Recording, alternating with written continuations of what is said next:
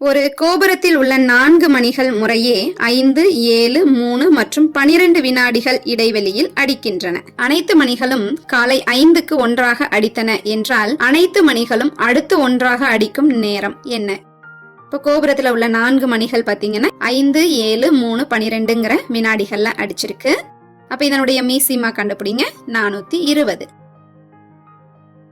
அப்ப அனைத்து மணிகளும் அடுத்து ஒன்றாக அடிக்கும் நேரம் என்னவா இருக்கும்னு பாத்தீங்கன்னா அது காலையில 5 மணிக்கு அடிச்சிருக்கு. இதோட இந்த 420 நிமிடமா மாத்தி சேர்த்துக்கோங்க. அப்ப 420 நிமிடமா மாத்துறதுக்காக 60ஆல வகுக்கிறோம். வகுத்தா 7 நிமிஷம். அப்படின்னா 5, 7க்கு மீண்டும் ஒன்றாக அடிக்கும். அப்ப அனைத்து மணிகளும் அடுத்து ஒன்றாக அடிக்கும் நேரம் சரியான பதில் ஆப்ஷன் பி 5, 7 AM.